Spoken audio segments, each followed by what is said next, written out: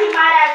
आणि ये संभव बन सकता है लेकिन बेईमान नहीं हो सकता असं म्हणणारा सिंहाचा छावा छत्रपती संभाजी महाराज।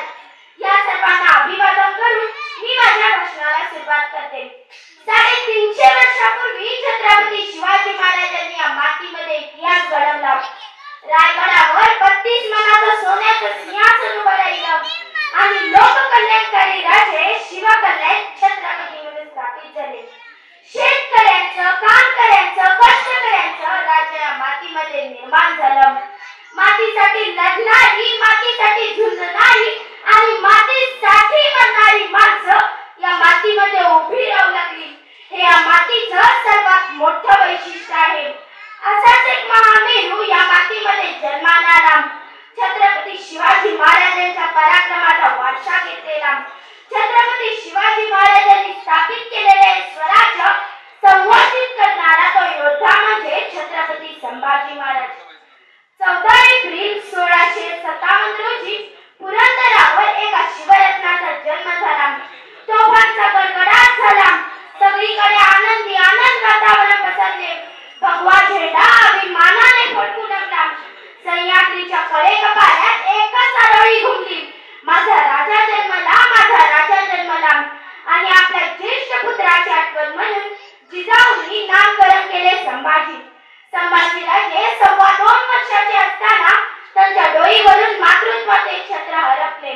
त्यांच्या मातोश्री सईबाई यांचे निधन झाले आणि समोर आल्या जिजाऊ आणि कडाडल्या। दुसरा छत्रपती घडवण्याचे सामर्थ्य अजूनही या जिजाऊमध्ये नक्कीच आहे आणि जिजाऊ नावाच्या चालत्या बोलत्या विद्यापीठामध्ये संभाजी महाराजांचं बालपण सावरलं गेलं। संभाजीराजे धर्मशास्त्र, अर्थशास्त्र, नीतिशास्त्र, समाजशास्त्र, राज्यशास्त्र यामध्ये पारंगत होते।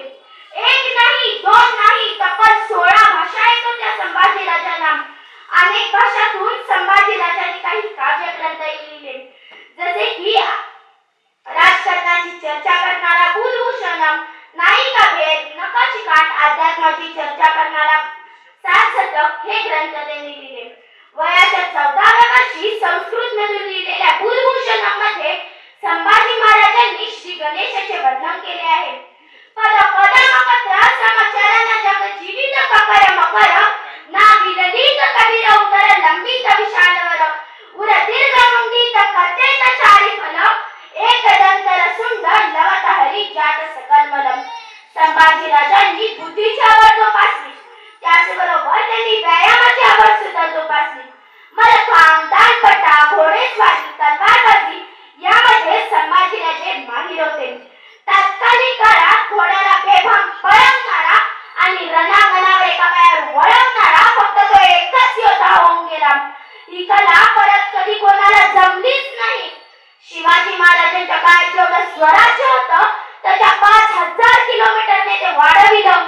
शिवाजी महाराजांच्या काळात जेवढा खजिना होता त्याच्या 5 पटीने तो विस्तारला। शिवाजी महाराजांच्या काळात जेवढे किल्ले होते ते राखले, पण खोलगड, मध्यमगड सारखे काही किल्ले बांधले। आपल्या कारकिर्दीत संभाजी राजांनी 240 लढाया केल्या, पण एकाही लढाईत पराभूत न झालेला राजा म्हणून गिनीज बुकला फक्त संभाजी राजांचीच नोंद घ्यावी लागली। मृत्यूलाही मारण्याचा होता त्याचा कावा, मृत्यूलाही मारण्याचा होता त्याचा कावा। हे धाडस बाळगणारा फक्त तो एकच छावा, फक्त तो एकच छावा। जगातल्या पहिल्या जैविक अस्त्राचा उपयोग संभाजी राजांनी रामदऱ्याच्या घाटात केला। तलवारीशिवाय डोक्यानं आणि शस्त्राशिवाय शास्त्रानं जगाच्या इतिहासात मांडली गेलेली ती सगळ्यात मोठी फौज होती आणि या जैविक अस्त्राचा पहिल्यांदा उपयोग केला तो संभाजी राजांनी। शत्रूही मरताना ज्याचं कौतुक करून गेला, शत्रूही मरताना ज्याचं कौतुक करून गेला, असा वाघाचा छावा संभाजी सह्याद्रीचा दुसरा राजा होऊन गेला, सह्याद्रीचा दुसरा राजा होता। एवढे बोलून मी माझे भाषण येथेच थांबविते। जय जिजाऊ, जय शिवराय, जय शंभूराजे। धन्यवाद। धन्यवाद वैभवी, तुझ्या पुष्पवाणीतून आता समाज